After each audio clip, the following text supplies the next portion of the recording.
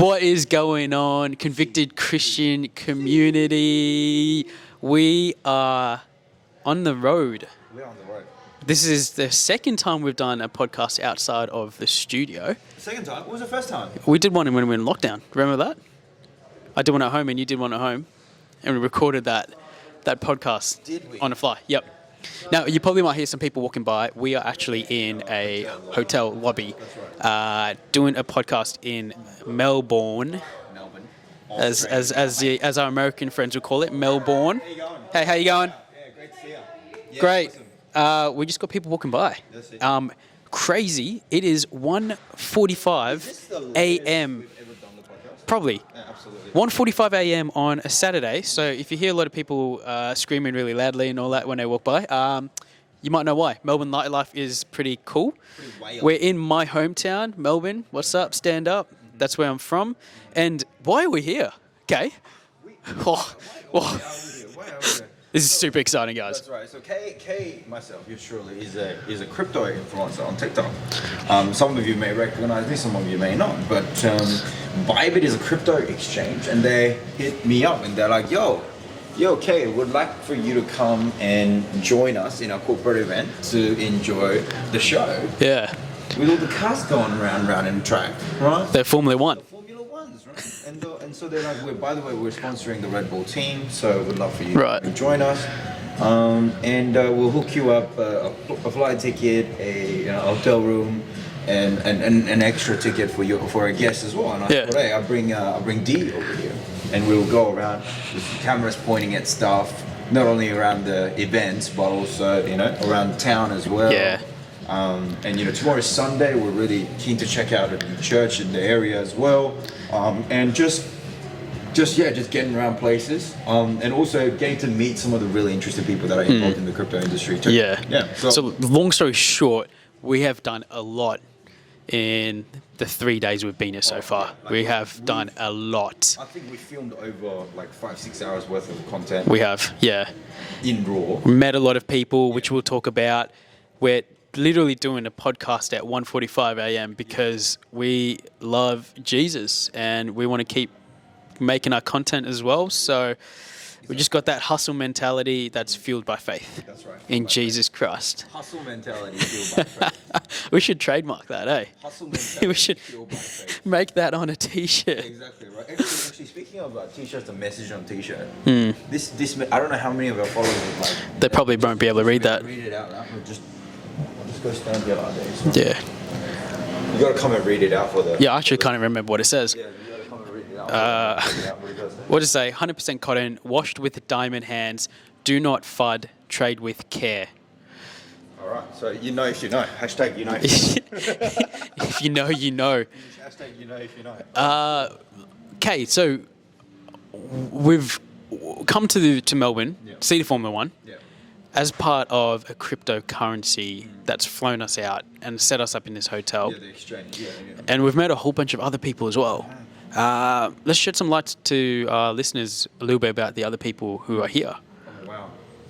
There's a lot of people, so we don't need to go through each name. Yeah. But we're also for confidentiality, maybe let's leave To names out. To me, it's the influencers that I'm meeting as well. They're very driven people. They're very passionate people. They like what they do.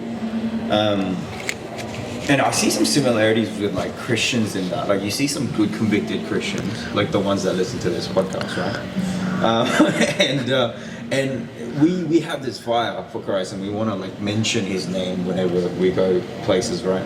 These guys are a little bit similar as well. They find the topic of their interest very shareable topic.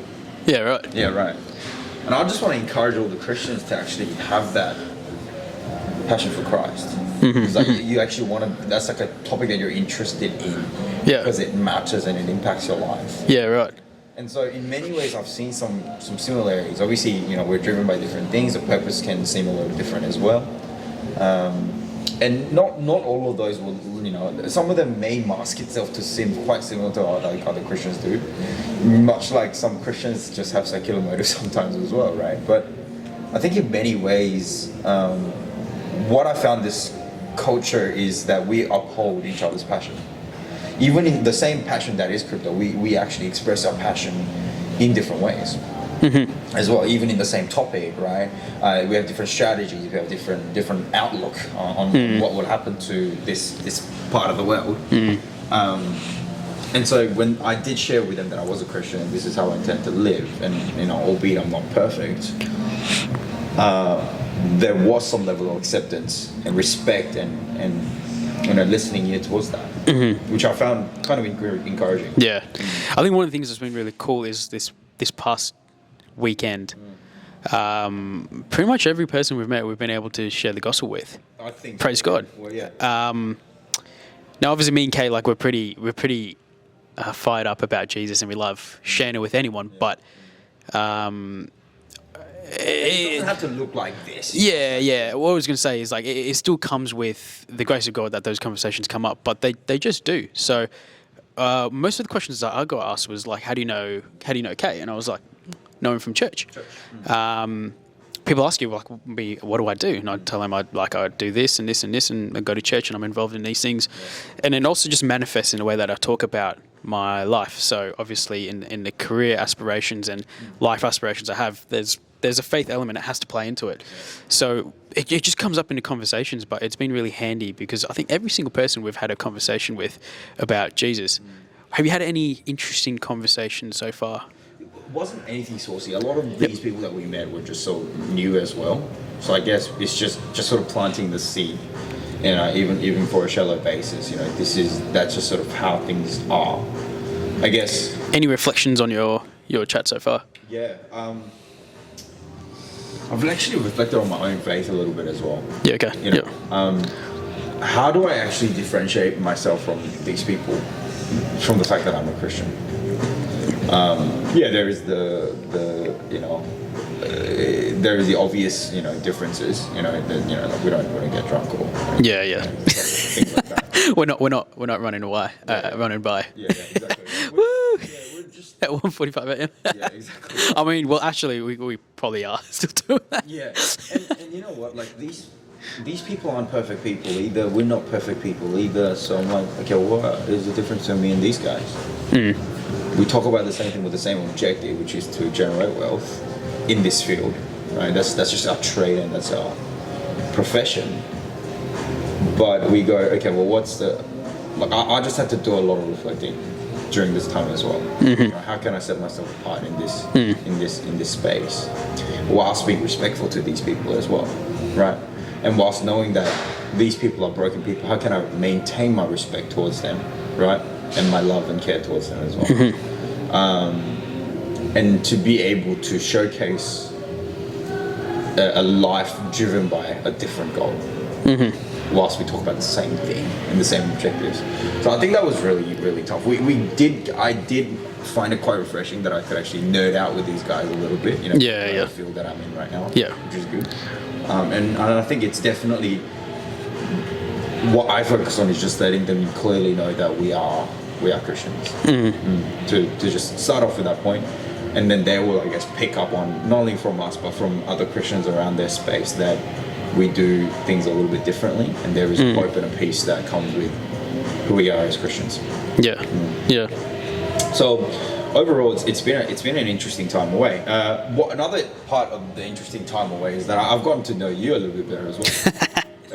Yeah. So I just want to encourage all the listeners that if you're hanging out with your Christian mates and stuff, go away with them. It could be we sort of one-on-one at the moment, but we do involve other people as well. Those are good situations as well. But try to go in as a group and build on your closer relationships as well. You don't know a person until you share the same hotel room, right? Separate beds. Separate beds.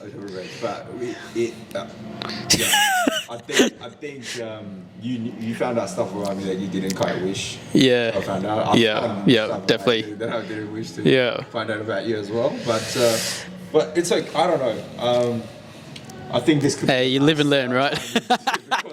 You live and learn, eh? You live and learn. But it's been interesting because as a Christian person, you almost don't enter other people's personal spaces, right?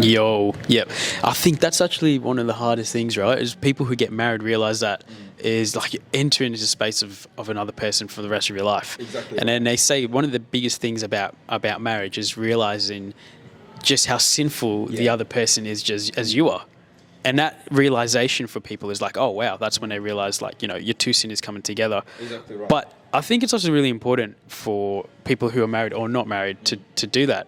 I think a lot of people struggle to have people come into their personal space because it means that there's someone analyzing something different in yourself. Exactly. And right. it opens up a little bit of vulnerability. Exactly right. And I wonder, like, the secular people who are sort of quite liberal around, you know, sexual activities and stuff like that, one night stands or whatever. I wonder if they're actually better at just dealing with this kind of stuff. And just, What do you mean?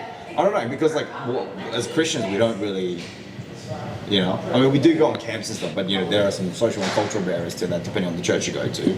And also with like intimate relationships that share a bed with somebody, we don't really do that. Right? We don't really do that.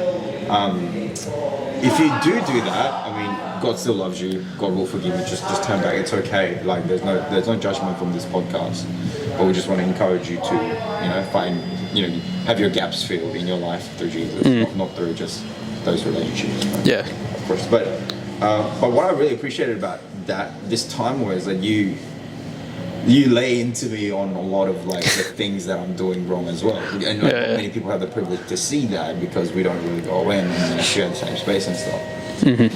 And even from my interactions with my friends and the people that I'm connecting with here, we do have a bit of a debrief on like how we have behaved with these people. And we actually talk about these things, and I find that quite refreshing. And I think, and I really want to encourage our listeners to actually build on relationships within their lives with another friend, you know, accountabilities that will go beyond just checking in, but more so like, I've seen you do stuff and you're stuffing up here, bro. But don't get me wrong, because I love you, because I'm here. I found that incredibly encouraging to be around. One that I would entirely attribute towards God's love for me. Yo, actually, dude, I got a story for you. Actually, a story for our listeners because you were there. So, do you remember the other night when we were in that restaurant? So, one of the guys who's on this trip away, he's having some issues. Like, it sounds bad. He's having issues. He's having some like physical issues, right? And I'm a physiotherapist by nature, so we've been having a lot of chats. And when we were having a chat at the restaurant, I was just getting into it, and I didn't realize that, like, you know, we're in a restaurant, right? So I got him, and like we're doing some like stretches and some movements, and I'm having a look at some stuff in the restaurant, surrounded by all these people, and then I'm getting him standing up, and he's like doing some of these movements, and like, do you want to lie down? Like checking how he's going with his range. No, he didn't lie down.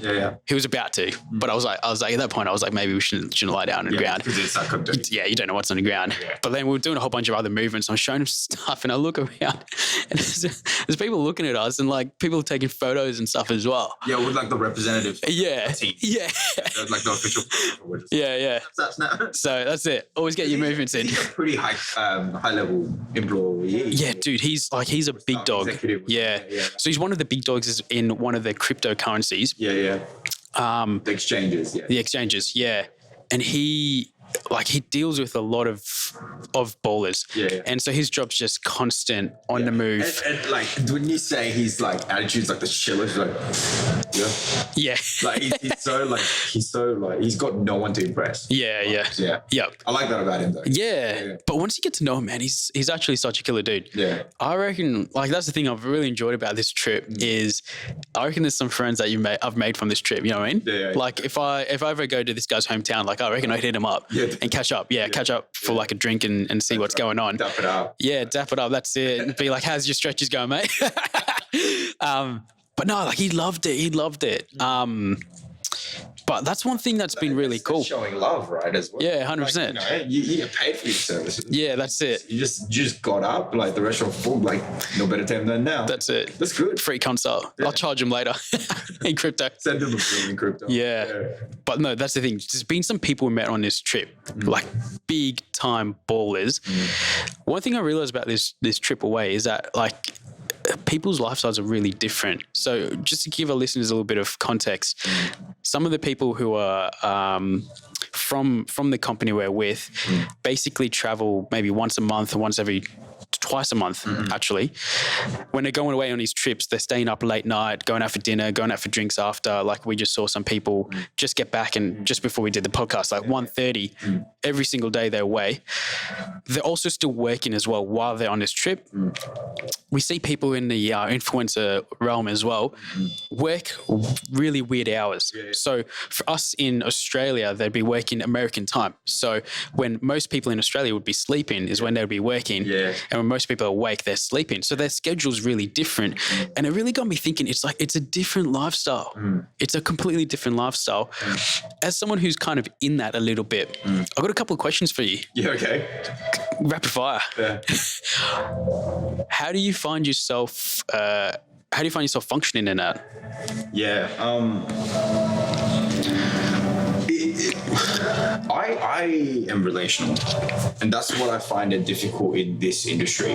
It's that I don't have many people to bounce that off from. I can just hit these guys up and have a chat, but these guys are also incredibly busy people, like just like me, right? Like once you have followers, you get busy, right? So it's hard to hit them up, and when I do hit them up, their conversation and their time is deeply appreciated, but it's not Christian. Oftentimes, because I'm yet to find that, right? And so these real life Christian, to seek everything in one relationship is also quite difficult as well. Like you and of course, Christians, but I don't. So you can't get everything from me. Yeah, so it's a lonely journey. But having said that, in many walks of life that I have, I used to think I was alone in this, but arguably being a physio in your particular practice area group, you are also arguably alone. Because you're not only just a physio, you're also a brown man. You're also an immigrant. You're also in a particular city. And if you really narrow it down on those elements of factoids that make who you are, you're also quite unique. And in that space, really, what I've grown to do is rely on Jesus to the point that I rely on him because inevitably I have no one else to rely on. Sometimes we can, if you really lose your character and you don't really lean into who you are as a person, just meet whoever you want and as friends. So you're saying to help you kind of function through that, you really lean into your faith. I have to, because inevitably some elements aren't going to be understood by my friends, and it's unfair for me to demand that understanding from these people. I always wonder, like, how do these people have relationships though? Like, how do they have friends? Do they have friends?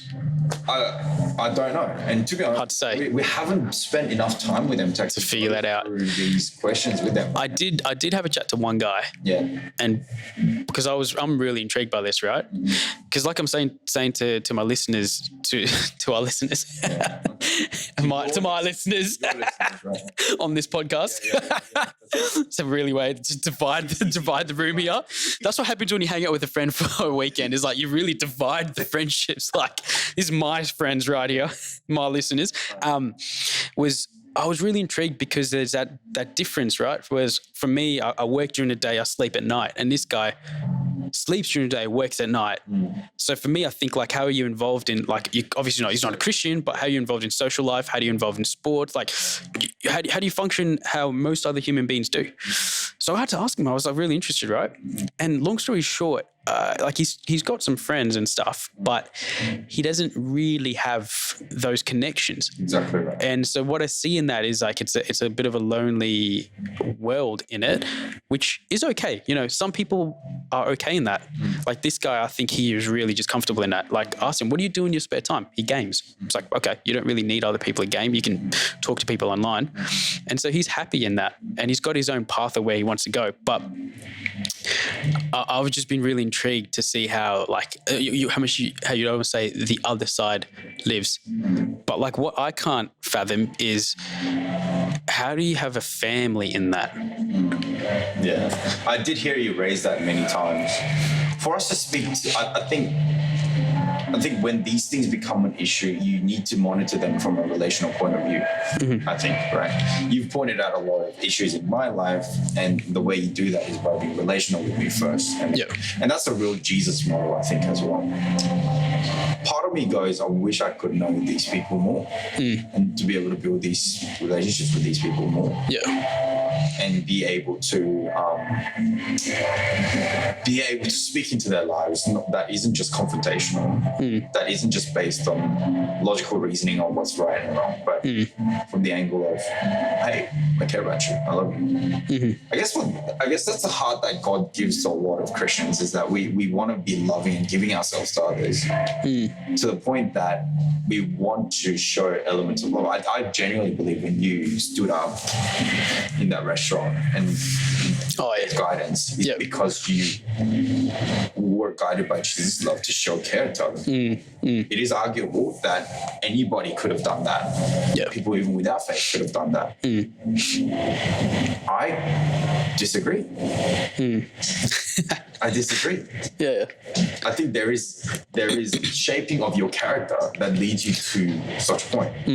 Ask you this now, like, why did you do it? Why did you stand up and help him? What was going through your heart? What was going through your head? What kind of filmed me in that? So, interesting about what you said before. Jordan Peterson actually said this as a quote. You're on. a fan? I'm not a fanboy. I think there's a lot of people out there who really Jordan Peterson's words final. I'm not that. I don't watch a lot of his stuff. I don't watch everything he says and Jordan Peterson. So don't paint me in that picture, please. But I do listen to some of the stuff he says because he's quite philosophical, and I actually I'm really intrigued by some of the thoughts that he has on stuff. And so this particular thing he was talking about on a podcast, the Joe Rogan podcast, I'm pretty sure it was. Oh, wow. And yeah, it is. And I like Joe Rogan from the UFC and stuff. He was talking about morality, and he goes, the fundamental morality in humanity has to come from somewhere, and it comes from the Bible. He goes, there's no other logical aspect or point of view of where morality can come from. Wow, controversial statement. For a guy who's not a Christian. And if you listen to quite a lot of the stuff he says, he has quite a lot of Christian elements in it, because I think he logically realizes that the Bible has truth to it. There's a logical reason to it, and there's a faith element to it. So it's really interesting what Jordan Peterson thinks on these things. How he came to be who he is. Yeah. It's quite interesting. It's really interesting. But when you think of that, there's an element of, like you were saying, anyone could have gone and helped this guy, whether they're Christian or not a Christian, but that fundamental morality of love and care comes from the Bible. And for us, we know that comes through faith in Christ. So for us, it's not like we think about, I'm going to love this dude by doing these things because that's what I've been told or programmed to do. It's we go and we do that because of faith that we have in Christ. The reason why I helped this guy out was for a few reasons, and I'll be honest. One of the reasons is I am wanting to create some content for myself. So I've got my own sort of media content that I'm doing with my profession, and so this weekend has actually been a good opportunity for me to look into that and delve into my opportunities with that. Are you happy with the progress you made so far? I'm really happy with the progress I made so far. Yeah, really, really happy. But you're still pushing more. I'm still hungry. So I'm really early in that process for our listeners out there. So I really wanted to make a lot more content. Just so that we're not erring on misunderstanding here. The purpose of your content is to promote well-being. Movement and well-being. Yeah. Is that correct? Yeah. So just in case, there might be some people who think, you're doing it for yourself. I genuinely see the character in you. You know what? D is wanting to do this for people who are in pain. Yeah, 100%. Because you genuinely believe that you have the skills and the ability to share with these people, right? Yeah. Excuse me. And I think there actually is a faith element to it, which we'll talk about in a minute. But that's one of the reasons why I did it. So there's that intention to why I helped them out. The other intention to it was we just had a really good conversation on the first night. He's in his mid-30s. He's a pretty fit guy. You've met him. You've seen him. Yeah. He doesn't think so. Can you believe that? Yeah, right. He genuinely is quite a fit-looking fella. Okay. But in his mind, he doesn't think so. He thinks he's old. He thinks his body's given up on him. There was a lot of predisposing thoughts and beliefs that were coming out. And as we were having conversations, and as I got to know him better, like I said before, this guy's now a friend to me. He's a friend that if I went to his country, I'd hit him up. Yeah. And so for me, when it turns into that, there's an innate care and love that comes out. So if that was just somebody I met that night, I probably wouldn't have been like, oh, let's do this stuff. So the relational aspect came to it. That. But keep in mind, I just met him the night before. Most people like wouldn't do that with someone they met the night before, but we just hit it off. There's a sort of connection that you make with people, right? Where you go like, man, this person's actually my friend. Like they're cool. And so from that, I really wanted to help him out. And there was that love and care that came from it, from my knowledge and understanding. How can I give that to him? And there's no intention behind it in a sense, like I'm not going to charge him later, you know, we're joking about it before, but like I'm not going to be like, oh, I'll charge you the bill later. It's like, no, I just want to help you. And I believe that is what God's calling me to do. And that's why I love my job, in a sense that I see my job as not a 9 to 5 or not a paycheck at the end of the day. I see my job as a blessing to manifest the glory that God is portraying through me. And so when I do my job and when I'm helping people move better and basically live a better quality of life and well-being, I'm doing it through the skill set and the tools that God has given me. Your job is a rather affluent one in the sense that you get paid pretty well. It is, yeah. And you, there is a bit of like a lot of respect, right? Yes. How do you stay grounded in a lot of that? And to come back to that motive that you were speaking of here, and I'm sure you won't always stay on that wavelength too. Yes. So like, how do you actually come back to that wavelength again? And how do you feel like you deviate from that stuff? I do, definitely I do. I think I've come to that understanding through time. Do you know what I mean? I won't lie that there's an element of respect that comes from people when I tell them what my job is. And I don't feed on that, you know what I mean? Like I'm not looking for that response. I think people do, like I do it time to time. I'd be lying if I didn't. And I'd like, would you say that's not the same for yourself? Yeah. I think anyone who's doing a profession, if they were to say that they didn't lean into that, what's the word? Is it self-righteousness? Pride. Yeah. Pride is a great word. Lean into that pride when you tell someone what your profession is. I think they're lying, to be honest. I've rarely met anyone who is completely humble. Yeah. Maybe it's handed to them in a silver spoon. But yeah, there's definitely times where like I'm leaning into that, and it gives me that little fill up. But most of the time it doesn't, because I've learned to realize as well, once you tell people, like if I go, hey, I'm like, they ask me, what do you do? And I say, I'm a physio. Like, oh my gosh, you're a physio? Wow. And that little like 30 seconds of like pump up you get just goes away. Yeah. And if I kept feeding into that need, then that would manifest into that need and desire that I need it all the time. Yeah. And I know that would just lead to crappy outcomes, right? Because whenever I see someone, I'll be like trying to gear a conversation to basically tell them what I want from them. And then when they don't give me what I want, it's like I'm just going to be picking at straws. So what I realize is like that feeling's great, but if I keep trying to dive into that and look for that as my point of satisfaction in life, I'm never going to find it. So what I realized is I'm a physio, but that also means nothing. Yeah. You know what I mean? Absolutely. And there's some people like on this weekend as well, like there's some people who I've told them I'm a physio and they're like, whoa, that's sick. There's some other people you tell like, I've told them I'm a physio and they're like, oh, okay. Cool. I don't think they even know what physio is. You know what I mean? So it really depends on who you tell. Like a masseuse. Yeah, it's like so you do what? You feel people? Feels you? Well, actually, that's not wrong, really. Yeah. I mean, I do feel people. Yeah. That sounds so bad. I was talking about, and you just touch me straight away, like, how's that feel? How's that? How that? How's that? I'm like, I don't know. Like, without sounding too crude, if I was to go up to some homeless people and say, yo, I'm a physio, they would just go, great, can I have $5? You know what I mean? Yeah. They couldn't care less.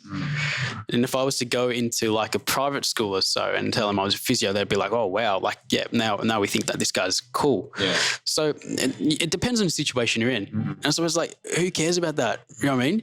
Because at the end of the day, the homeless guy and those private school kids, they're the same person to God. Yeah. And so what I've learned is I actually am still quite confident in who I am. So that's why like, I don't shy away from telling people I'm a physio. And you know that. Like I'll tell anyone because I don't think I need to have that false humility. Yeah. I'm quite confident and proud in that sense of the gifts and the tools that God's given me, right? But I don't use that as my identity. I've come to respect that about you. Right? Not because you do that. You sounded like some real old wise guy from like Lord of the Rings. Oh, I've come to respect that in you. Because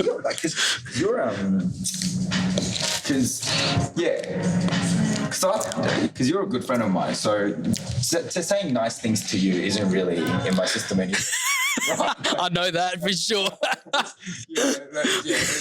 Me hanging out for the last 3 days should be clear enough. Yes, it's very clear. Oh, you'll be both, right? Yeah.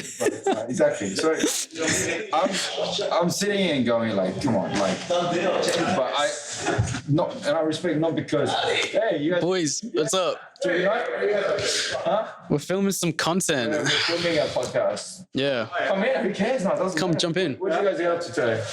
We did fucking bars, yeah. You what? As a local, I had to sort of... Oh, you're local. You're local. Yeah, he went through like 4 different places before. We got into a place. Did you go clubbing or did you just go to the bar? No, it's bar. Just you two. us, It was the dudes from Jumps. the dudes from Jump. Oh, yeah. The dude and the dead. And, Abhishek and I forgot the girl's name. Yeah, right. Yeah. They came in well before you guys, though.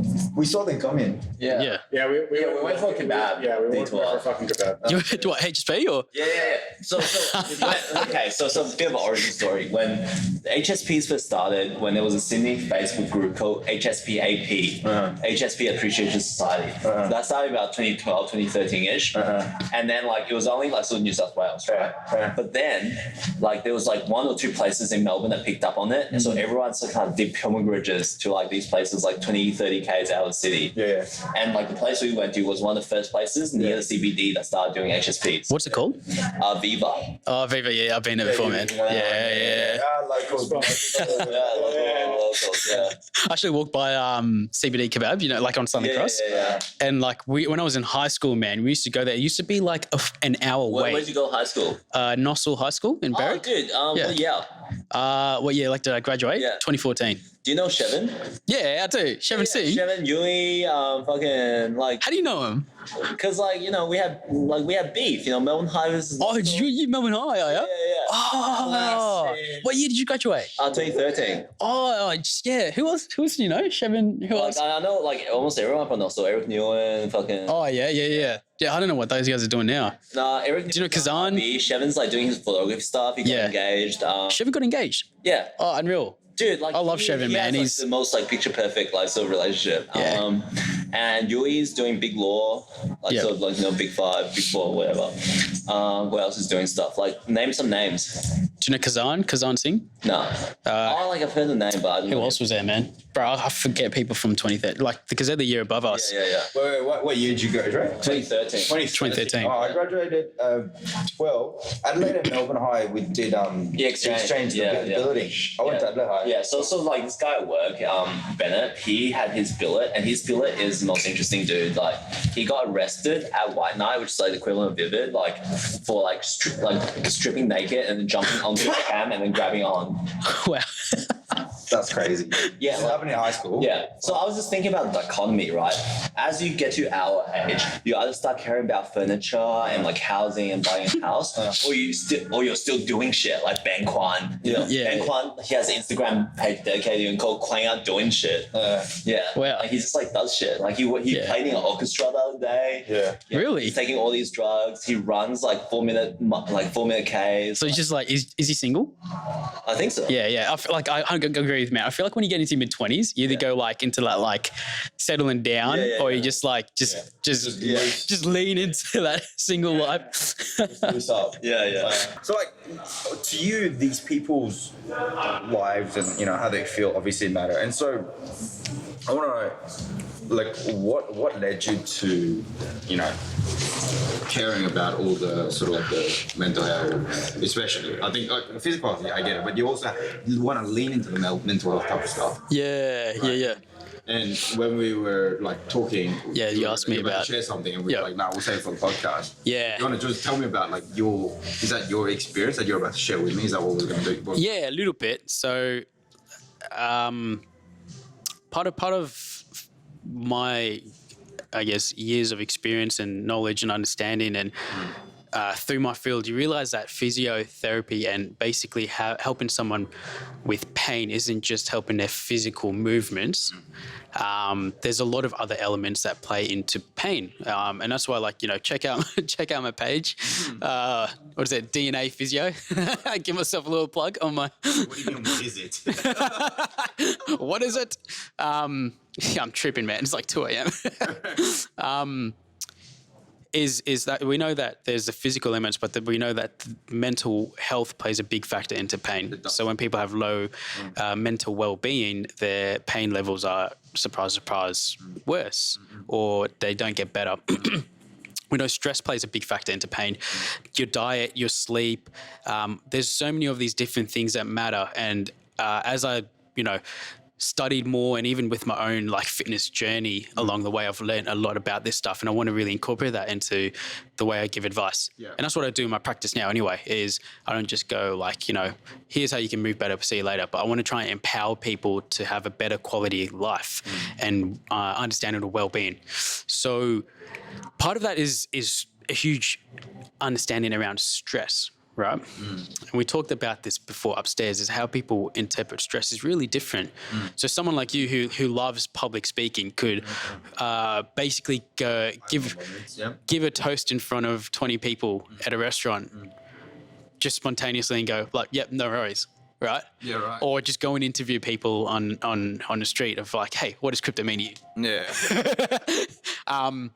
But, if we put some of our friends in that boat, right? Like a producer, if we put our producer in that boat, he would really struggle. Yeah, he'd have some moments. Yeah. He wouldn't do it, I'd say. Yeah. So he wouldn't toast, and I don't think he would do the interviews because it's too much pressure for him, right? Okay. It's just the way God's gifted him, is that he's not as out there with... he's not as extroverted in that sense, right? So for you in that situation, the stress levels aren't as high. Still a little bit, but not as high. Okay. Yep. For other people, it's a lot more. So an example for that is public speaking. So some people are really good at public speaking. Some people find that really hard. And if you are someone who finds it really hard, take note next time you're doing public speaking. You notice that you start perspiring, that your heart rate increases. What that is your sympathetic nervous system coming into play. So your autonomic nervous system is basically that whole thing that keeps you in homeostasis and balance. Your sympathetic system kicks in, which is a whole fight or flight response. And when you come out of it is when the parasympathetic has to kick in to make it in balance, which is fight, flight, right? So for people who do public speaking and a sympathetic nervous system kicks in, it elevates. What we know about our body is that we weren't made to be constantly fired up, right? You can't always have your sympathetic nervous system firing. Simple way to think about this is you can't have your heart rate beating at 150 beats per minute the whole day, right? Yeah. Even Usain Bolt can't run 100 meters in 9.58 seconds for 5 times in a row, right? I hope it is. I hope it, because that'll be a mad flex, right? Can you check it out while I'm talking, right? I really hope I got that right.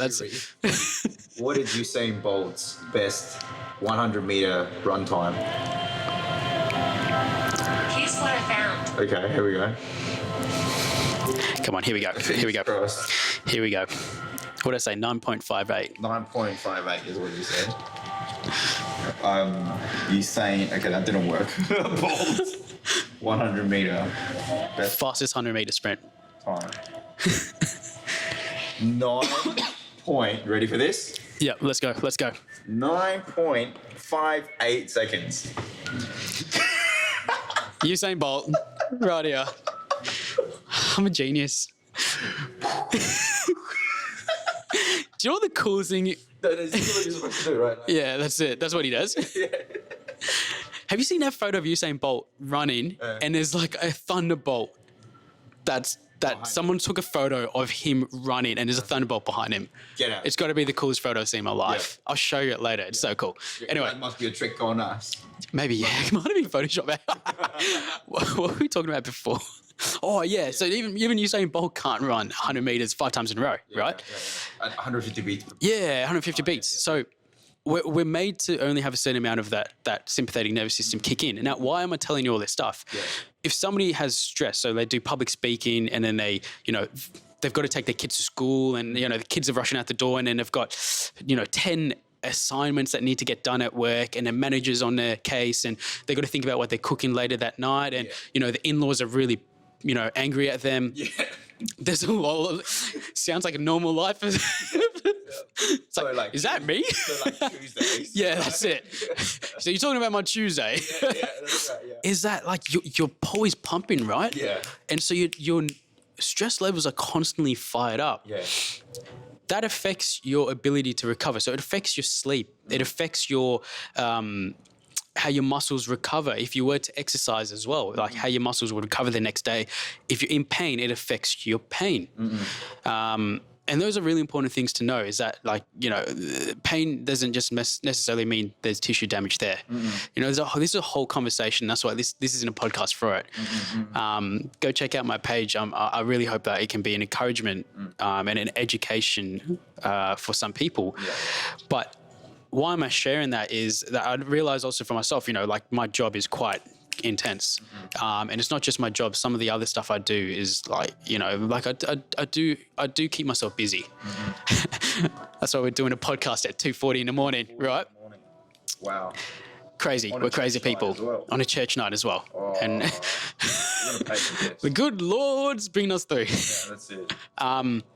So I had this bottle upstairs, which was like a stress relief capsule. And that's what you asked me. You're like, what is this? Yeah. What was the question? Do you remember what you asked me? You wanted to know. You want to know something. You're like, why are you taking that? I feel that like a healthy person Yeah. shouldn't be taking any mental related medication, right? And I just carefully floated it past, even though we're close friends. It's like Yeah. I don't want to seem insensitive if that was born out of some condition that you obviously didn't feel comfortable enough to share with me. So I had to take that step forward, right? Yeah, yeah. And I just thought, what the hell's the matter with you? Yeah. Basically. What's wrong with you? What's wrong with that? Why are you taking this and Yeah. in this Yep. sort of thing? You know what I mean? Like, Yeah. I would do the same thing if you're doing something like on a physical level as well. Like I saw like a puffer. Yeah. Out here. You did. Yeah. You're like, do you have asthma? Yeah, shoes. Like, should I be slowing down? Like, Do you- if you run behind? I mean, I'm not as fast as Usain Bolt, but do you know what the tropical triad is? No. Have you heard of that? No. Asthma, hay fever, eczema. Yeah, right. So what happens is people live with some of that. Yeah, so they call it the tropical triad because people from the tropical areas generally have a sensitivity to that more. Yeah. So I find for myself in spring, I used to get more like asthma related issues. Okay. And like my eczema would play up and stuff. Yeah. That's why I got a puffer. But come back to the bottle. So I should preface like the bottle isn't it's an over-the-counter thing, so it's not prescribed by a doctor. Okay. Which you don't know that. Yeah, so it's not prescribed by a doctor. It's actually from a fitness company, so I use their protein and stuff, and they sell this as a thing. And obviously, I've done my research into it. I'm not just buying it out of a whim, but I'm not kidding you, dude. It actually works. I'll tell you what it helps with me for. I don't take it every day as well. Mm-hmm. So it's not like I need to rely on it. Mm-hmm. I think that's a really important thing that I want to stress is I'm not reliant on it to relieve stress because that's, I think, poor understandings and poor solutions. But what I use it for is when my day's really busy. So I think I've told you that there are times where in my job, like I don't even have the time to go take a toilet break. Like from the moment I start work to like lunchtime, it's just go. And when you're sort of seeing a fair few people and trying to work out a whole bunch of different things and trying to work out different cases for each person, and there's different elements to it, is that your mind's constant. Like, I've got a whole bunch of things going on. I really can't describe what the job's like to someone who isn't really in a health field. Do you know what I mean? I guess like emergency doctors or like some other health professionals would understand what it's like. You can't describe what it's like to someone who isn't. There's no two jobs that are the same. Yeah. So for myself, and like I actually have been able to do it where like I'd be typing notes and I'd notice that I carry a lot of my tension in my upper traps, like most people. And when I tell you that, take a moment to be mindful of it, I go like, I realize like I'm carrying that tension.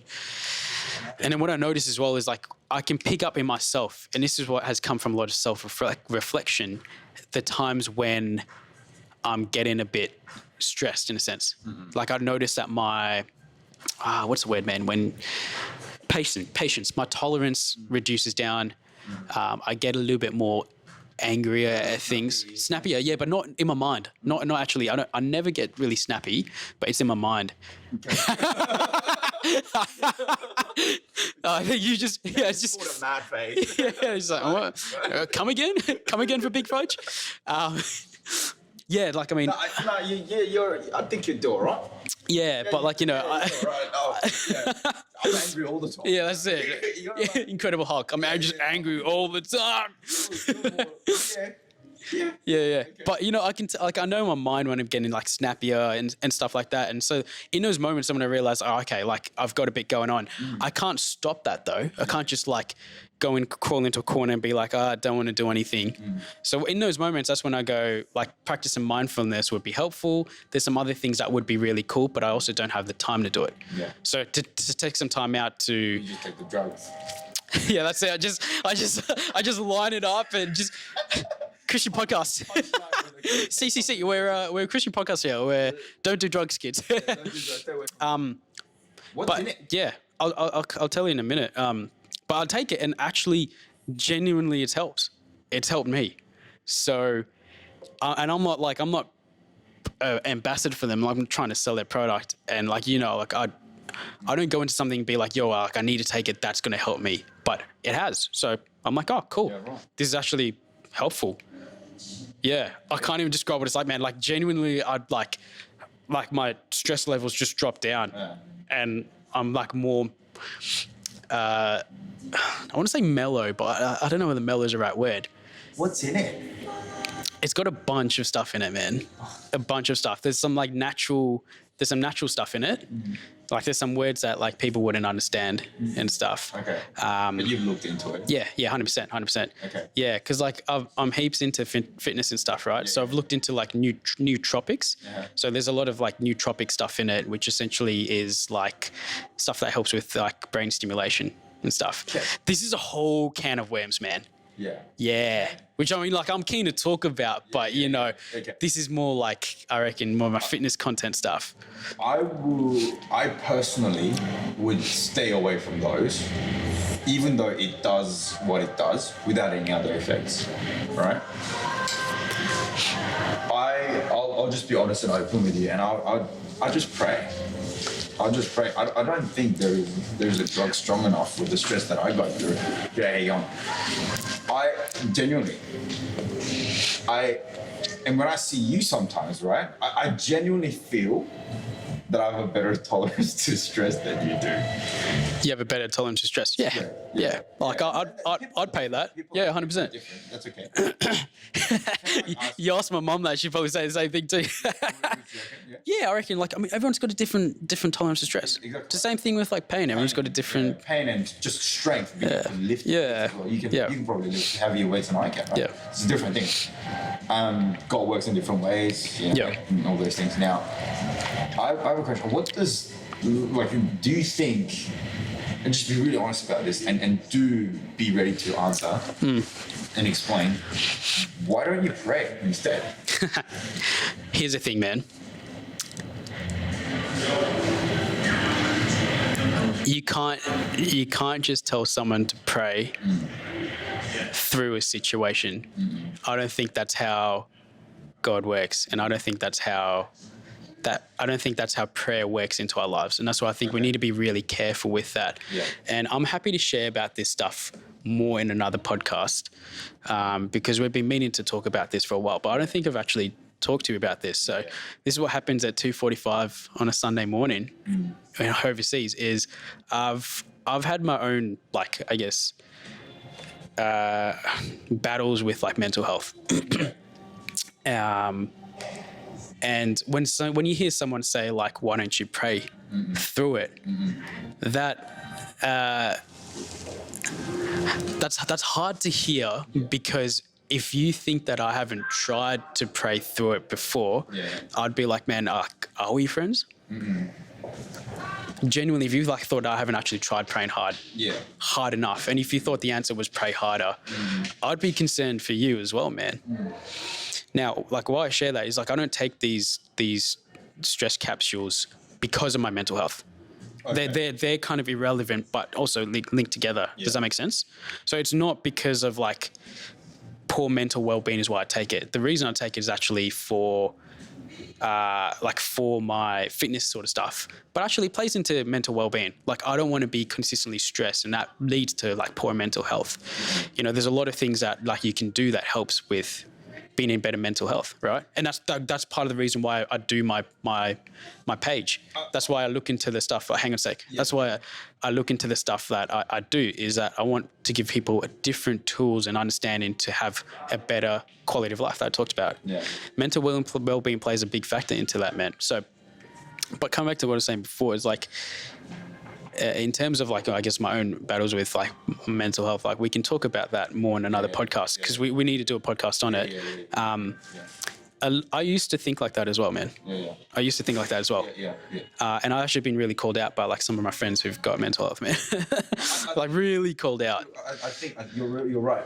The answer isn't prayed hard enough, but also because prayer isn't something you do hard.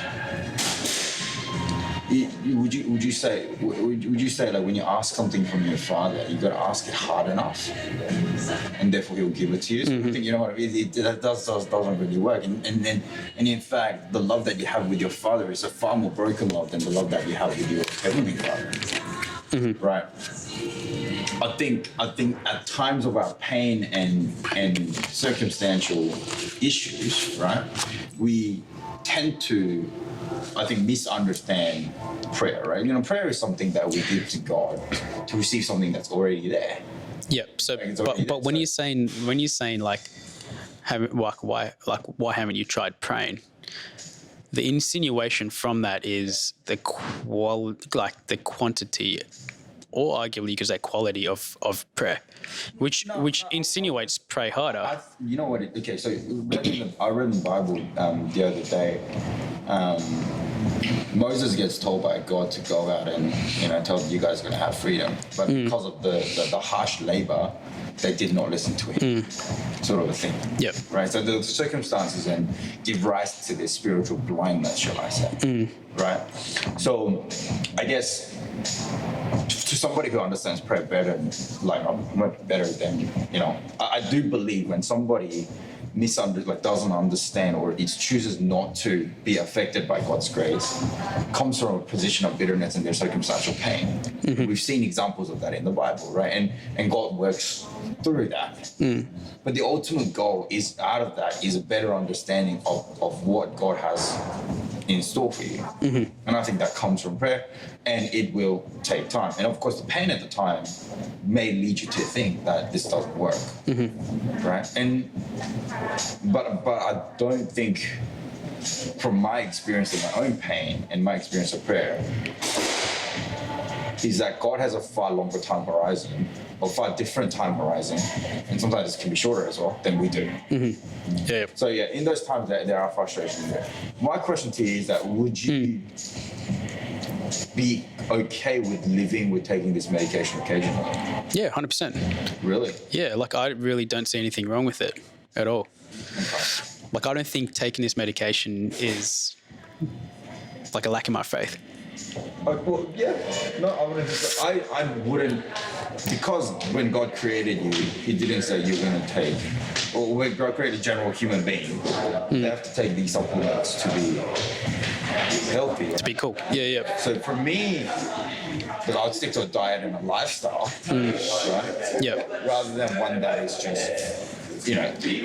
by these. But let me flip the script on that. Like, God didn't create us as human beings to need supplements of protein or creatine, magnesium tablets, like glucosamine tablets for people with osteoarthritis, all that stuff. Yeah. You could even take that further. God didn't create us as human beings to have McDonald's. Yeah. You know what I mean? Yeah. But we do that. Yeah. So for me, it's like I don't see this as like. So is that a degree of these bad things Say it again? that you've just listed? Is what you're taking a degree or a lesser degree of these things?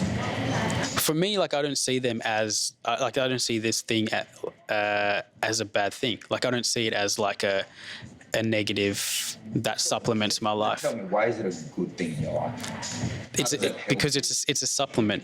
How does it help you follow Jesus more? It helps me follow Jesus more by actually attuning like my mental well-being, Yeah. and like that makes me go through a work day better. Yeah. It makes me less snappy. It makes me less angry. It makes me less like anxious or stressed. It gives me clarity. Like you got to hear what I'm saying as well with this, and that's why I'm really stressing this, because I don't want this to get taken out of misconstrued. This is one amongst a lot of things that are important. I mentioned some stuff before about mindfulness. Like, as you know, like I work out, like exercise, my diet. There's a lot of things, like you've seen even my sleep routine at home. You know what I mean? So like I'm aware of all these things because like I have this knowledge and understand. That's why I want to share this with people, is that like, yeah, there's genuinely things that you can do that helps with your mental well-being, that helps with your quality of life. Do you know what I mean? But none of those in and of itself are bad things to do. Now, if somebody was medicated, let's really like dig deep into this, right? If somebody had depression and they were medicated for depression, and we were to go, taxi, no. If somebody was to go, did God create you as a human being to have that, to be a human being that has antidepressants? Yeah. You'd go like, yes, actually, God did. Okay. Mental well-being and people's overall health, physical well-being and stuff like that. We know we live in a broken society and a broken world, and like that is a byproduct of the world that we live in, right? And no way am I saying that it is purely a byproduct of sin. We live in a broken world, all right?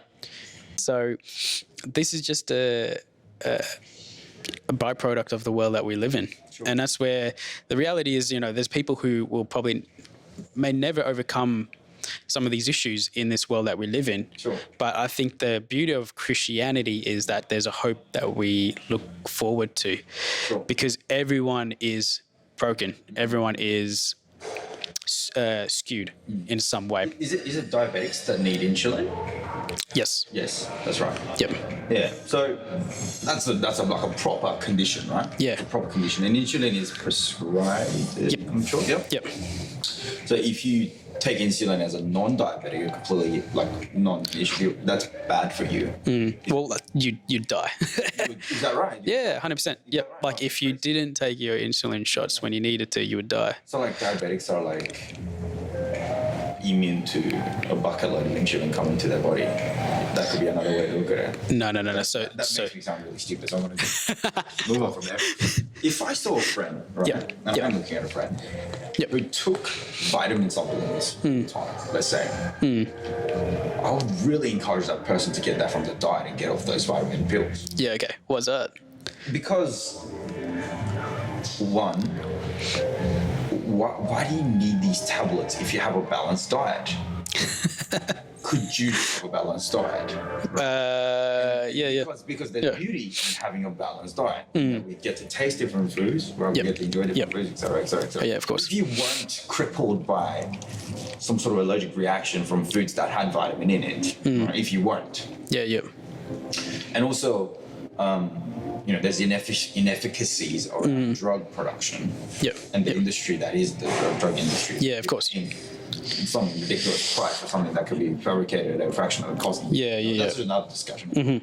But I would rather somebody like who's like eating these vitamin C tablets to like, hey, like if you're like sick or something and you need a vitamin C boost or something like that, I'll be like, yeah, okay, because you're not going to be reliant on that. But from a good order that God has created, from which we have a lifestyle where it involves a good diet and meeting with people around the table of well balanced foods and nutrients.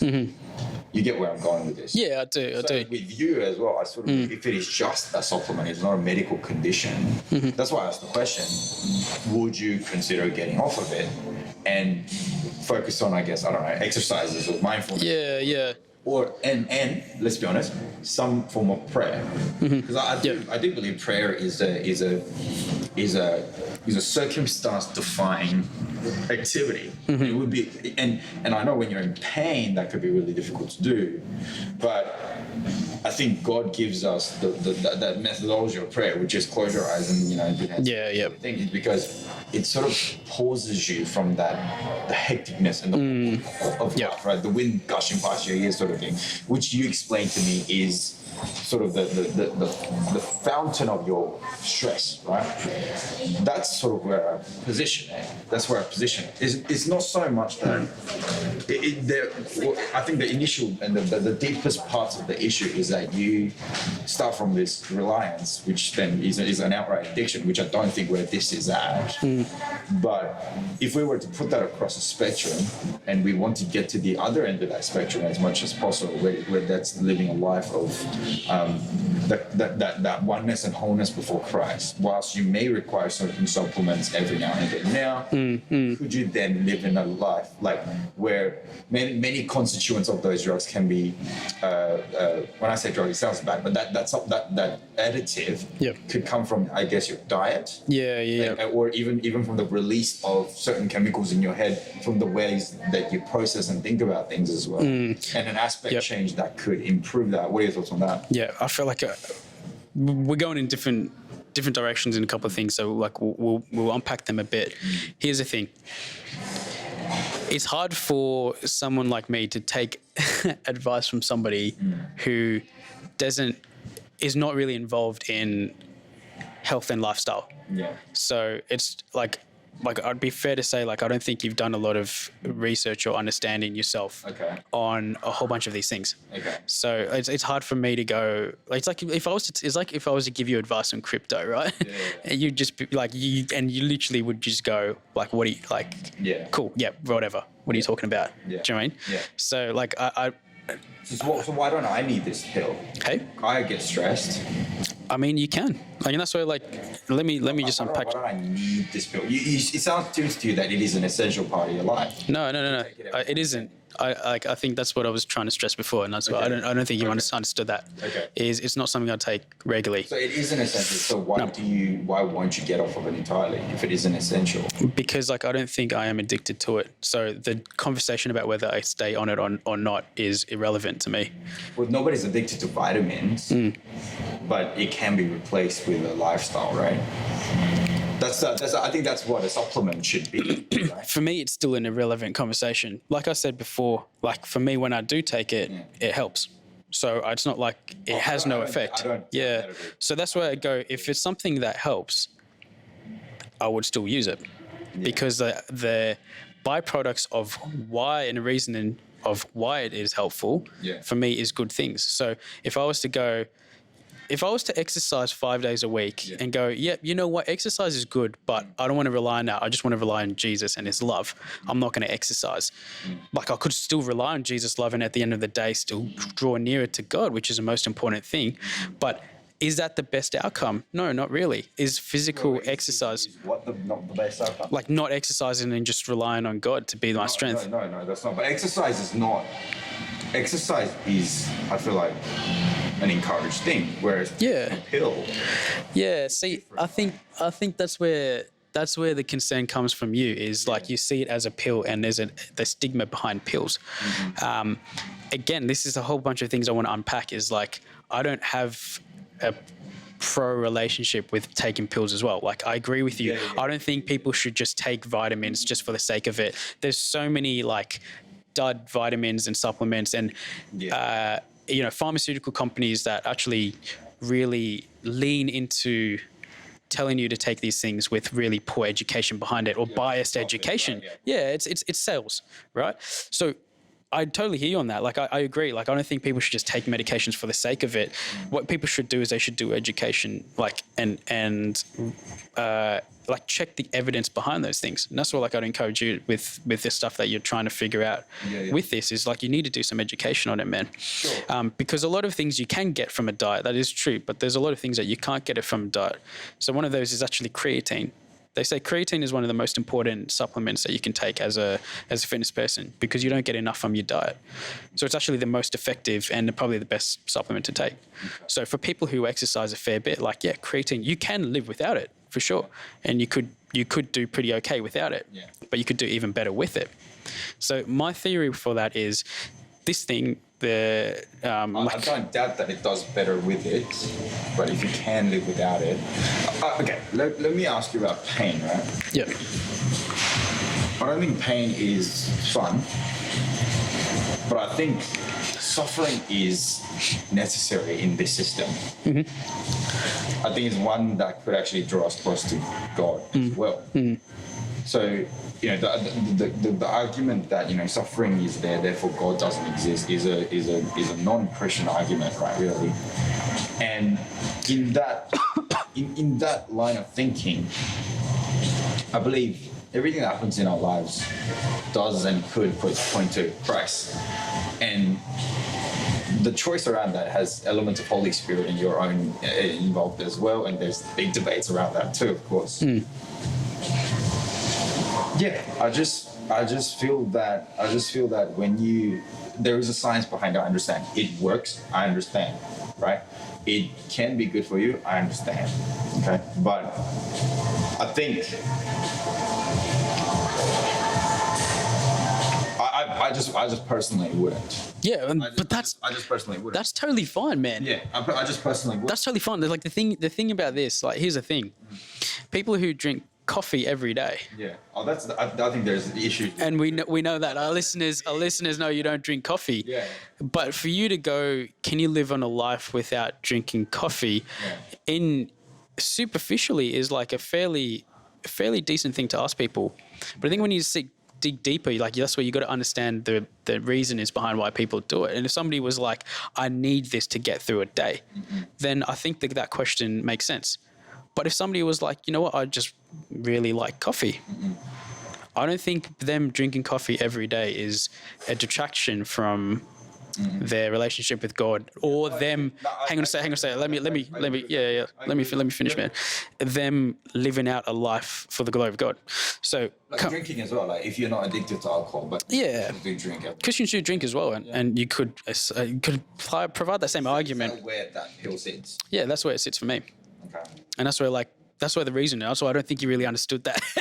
I don't think you really got that yet because, again, you're coming into this conversation with this stigma, which I respect, man. Like, you're the same as my parents. You know what I mean? Like, I've had these harsh conversations with my parents, man. Like, the same thing with protein. Like, this is just probably where my bit of vulnerability to my parents. But, like, when I was taking protein, they used to freak out because for them, their understanding of protein is like we've had family friends who used to just drink a lot of protein and apparently they got really fat and had issues. And for them in their mind, they go, oh, like taking the supplement protein, like why are you doing that? You can just get that from a diet.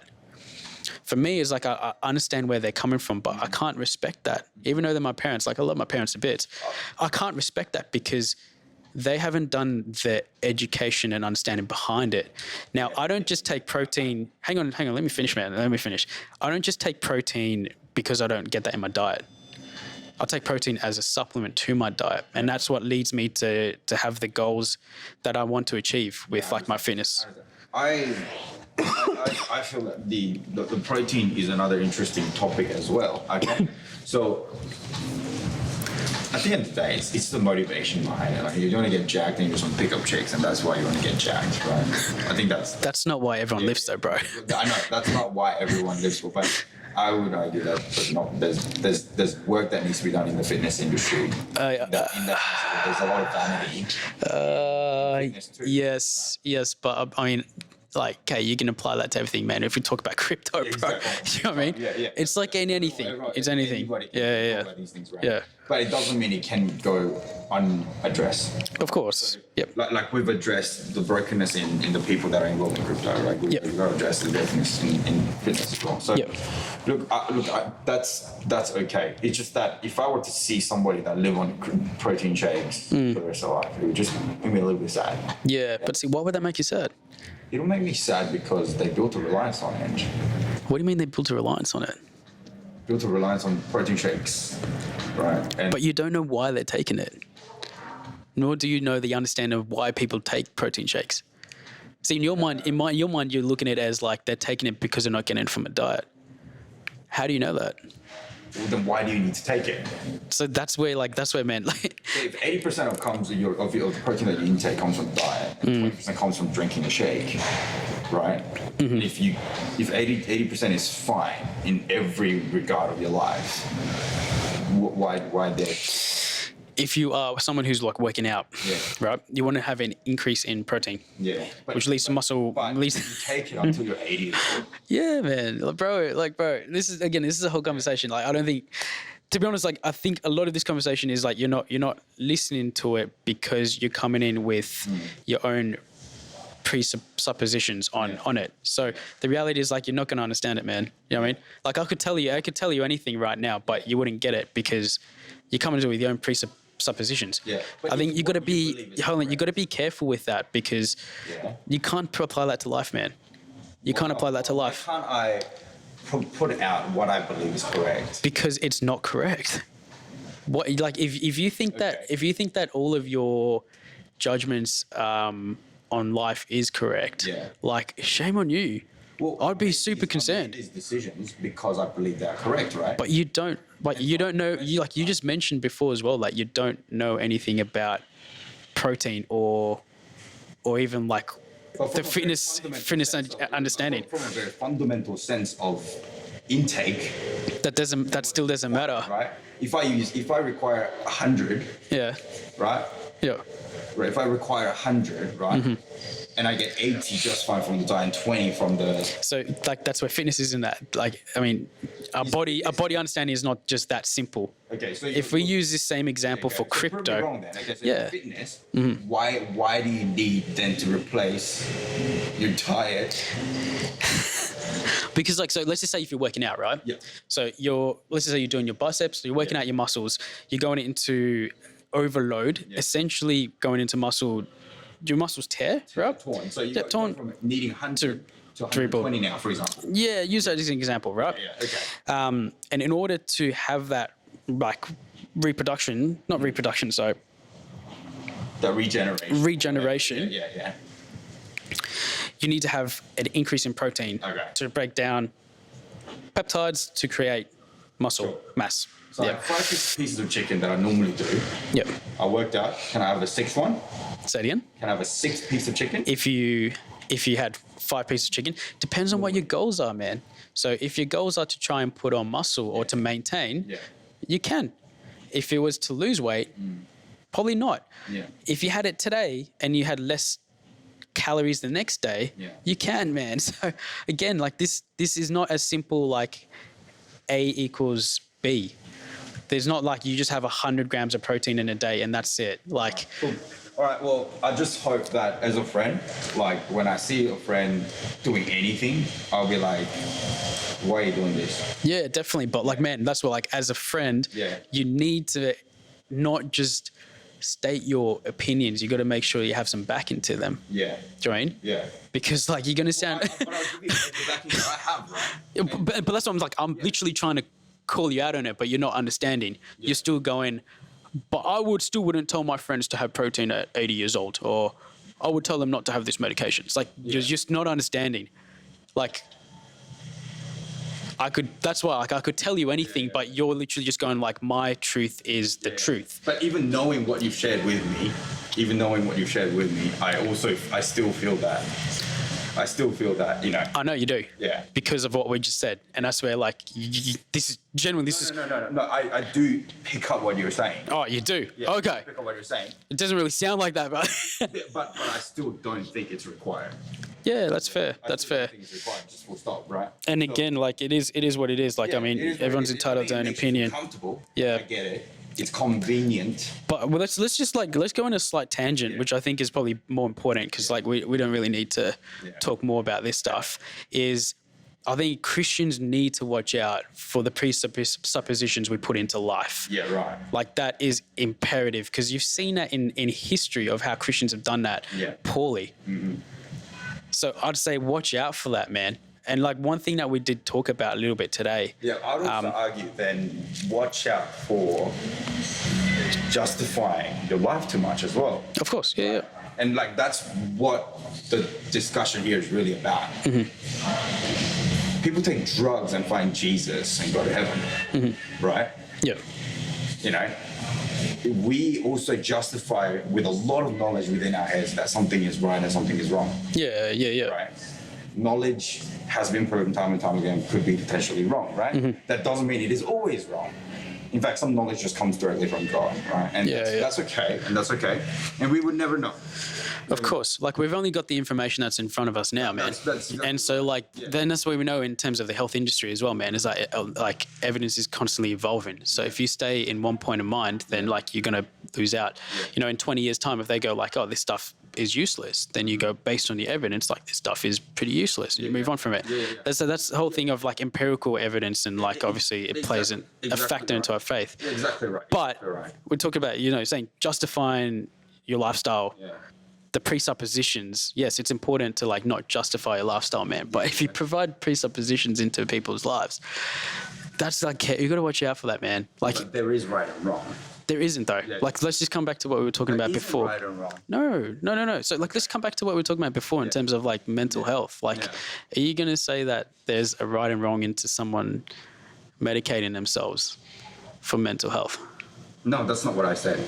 If you have a cold, go take a Panadol. If you have a mental illness, go take the Panadol equivalent for your head. Mm-hmm. Right? Not a problem. Mm-hmm. I just pray that your head will come back to a stage where you won't really need to take. Yeah, and what if it doesn't? What if it doesn't? Well, then I guess that's just how God created you to be.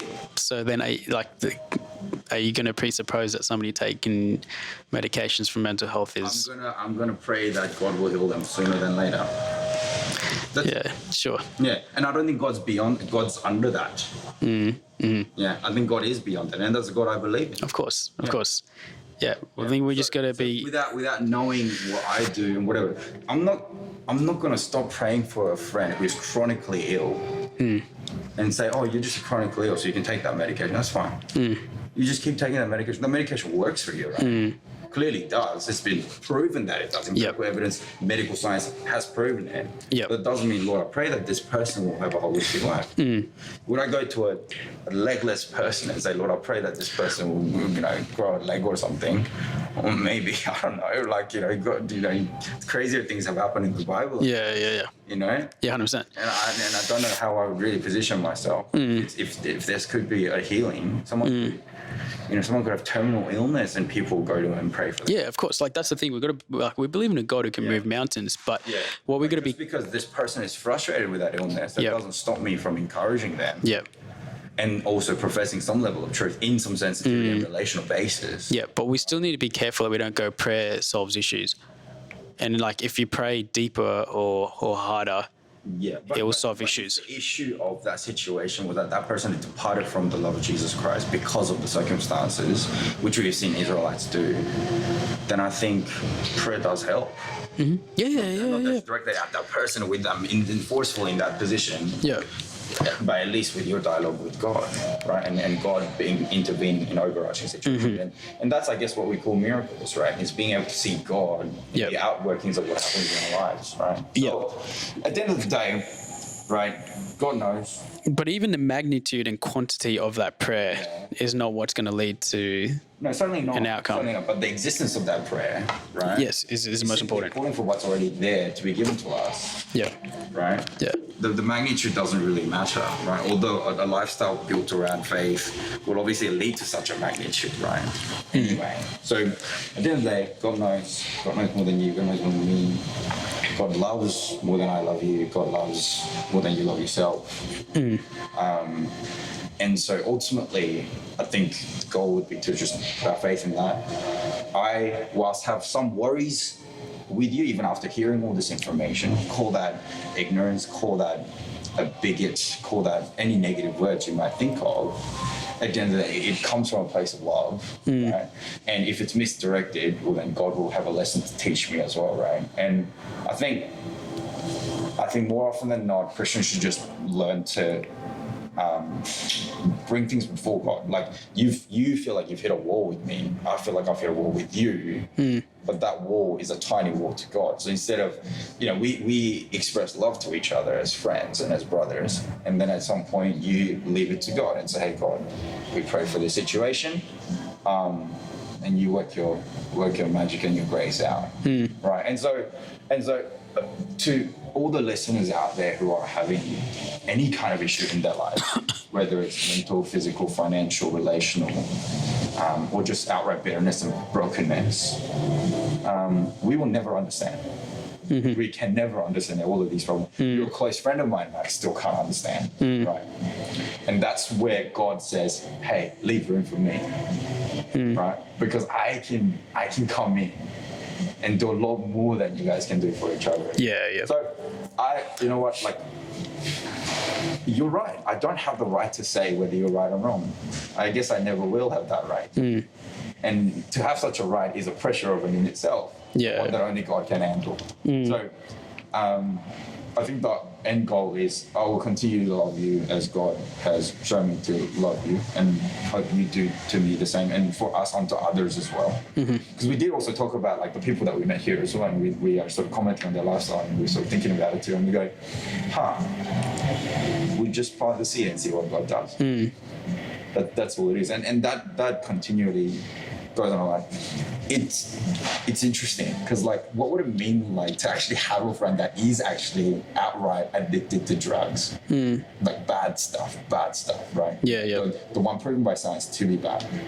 What would the administrator of our love look like? And to ask that question is a shameful one as well, in that we haven't been a community. In some ways too, but I think in reality is like the likelihood of somebody who believes in Jesus, and the correlation of that, like an active like faith in Jesus and an active life in hard drugs, is probably quite unlikely. I think the more someone like leans into faith in Christ, that is a starker difference in that.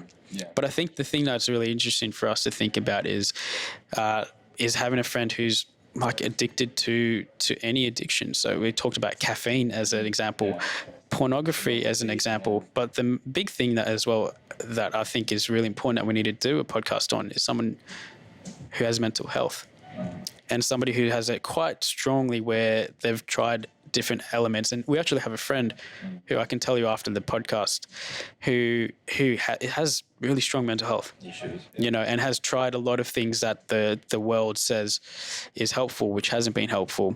And I can tell you from the bottom of my heart that guy is an active example to me of what grace looks like. Sorry, faith in Christ looks like, because there's no other way that he should be around now if he wasn't a Christian. And I can tell you that right now. Amen. So for me, he is a genuine example of what faith looks like, because for someone like him to still hold on to the idea of life is quite full on. So I think those are really important things to wrap our heads around. Is like the reality is there's times where like we live in a very solution-based society where like sometimes there aren't solutions to it, and that's where you have to surrender that to the will of God. And to see God through people's brokenness, Yeah. I think is a privilege of in itself, through my own brokenness as well. At the end of the day, so let's just continue to worship Him and praise Him. How many broken things have we seen this weekend? Yeah. How many broken things have we seen in Inshallah? We just saw a broken glass. In ourselves, right? Yeah. So I think we have a very holistic God in that sense, in that we have a God that speaks into our lives, one clearly deserving of our worship. Thanks for joining us today. See you next time. We're still friends.